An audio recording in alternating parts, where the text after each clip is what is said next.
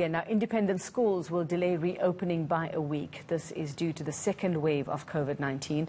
The schools will now open on the 18th of January instead of the 12th. Independent Schools of Southern Africa Executive Director Lebogang Montjane joining us this morning to explain what the plan is. Lebogang, a very good morning. Thanks so much for your time. Like we say, most schools were due to open next week. That's independent schools. So what's been the change of plan?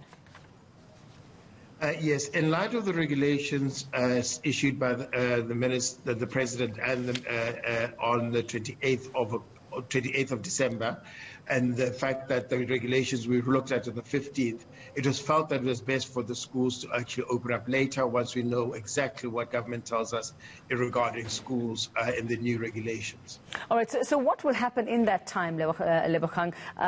Some schools, will they continue, will they do online, will they start and be at home, or will classes only resume from the 18th? Do they get an extra week of holiday? No, so classes were supposed to start between the 12th. Most schools were starting on the 12th to the 13th, and then obviously now most people are trying to begin on the 18th. Some schools will commence with online learning on the 12th or the 13th as it's scheduled. We are also encouraging schools to consider whether they should be inviting all pupils in on the 18th, because we have not seen these numbers before. So the encouragement is that we must consider maybe doing the entry-level class grades coming in on the 18th, and then the other classes beginning online until such time as the numbers drop. So what is your plan then, or have you thought as far as if this lockdown level 3 is extended, if by any chance the President decides he's going to take it up a notch and you know, put in stricter restrictions after that? Have you thought that far, or are you just waiting to hear? We have thought that far because of our past experience last year. Should the President make a decision that it is necessary to go up to, let's say, level 2 restrictions, then what we would do is that we would simply move online. Last year, independent schools did not lose any school time. We've covered the full curriculum for every grade. So that was one advantage, in effect, of having been able to go online. Not only schools that had online in terms of Teams or any other like Zoom or other things, but other schools also used WhatsApp. So then we'll just simply go and revert back to what we did when the hard lockdown happened at the beginning of March last year. Lebogang, how much leeway does each school have to decide what it wants to do for itself, or is there a general blanket rule? You guys make the rules and they have to follow? No, we advise. In fact, if you see our memo, it is very clear that this is our recommendation, but each school will have to adjust. You see, the independent schools in Southern Africa are extremely diverse. So in that light, every school will have to make a determination based on what they have. So the present regulations do say that if you have capacity, you must not have more than 50% capacity in a room. So some schools will be able to adjust to that regulation quite quickly. Others would struggle with that. So due to the great diversity, we only make recommendations. The only requirement is that the government comes up with a minimum number of school days on an annual basis, and independent schools must comply with the number of school days. And that is the only guidelines that they have to follow.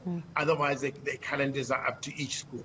And what are your recommendations in terms of fees for the year, especially learning from last year? Things like levies that some schools charge or put in place at the beginning, or charge at the beginning of the year for things like extracurriculars, for maybe school trips. So have you made any recommendations in terms of that? We know some schools have opted not to raise fees, you know, by that little annual percentage as they usually do. Some have said they won't. Others may not be implementing or charging that levy. Others will. So what are your recommendations? What are your thoughts on that? Should they be?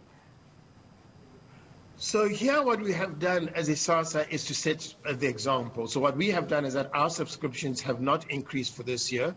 So we have a 0% increase in our subscriptions to basically indicate to our members that these are tough times. So each school would have to make its recommendations. It would have to follow its own lead. But I am pleased to see that many schools are freezing fees, or fee increases are much lower than they generally have been in the past. And also what I'm pleased about is that many schools are also, as you've indicated, Iveka, that some schools have suspended the development fee until such time as hopefully things get a little bit better. So But which is interesting to me is that some schools did actually increase their fees up to about 8%. Obviously, they felt that their communities could pay those fees. But also what I've been interested to see is that even with with these difficulties, we are seeing an increase in interest in independent schools. Obviously, some parents are moving their children to public schools, but we actually are seeing a lot more interest in parents wanting to make the sacrifices to put their children in independent schools. I think primarily because we did not lose any school days last year. All right. Matric marking for public schools beginning in earnest this week, having started this week, Lebogang. Your matric result process, where are you at the moment in terms of marking? When can we expect results from you? Okay, so not all our schools write the independent examination board, the IEB exams, and about 60% actually write the public school exams. So those schools, they would be marked with the public schools. For those schools that actually wrote the IEB, that marking is already completed. But what is happening is that due to convention and to comply with the national convention, they are also waiting for those results. When government releases its own results, the day before then, the IEB will do so to let the minister that all results go out at the same time. All right, Lebogang Montjane from the Independent Schools Association of Southern Africa. Thanks.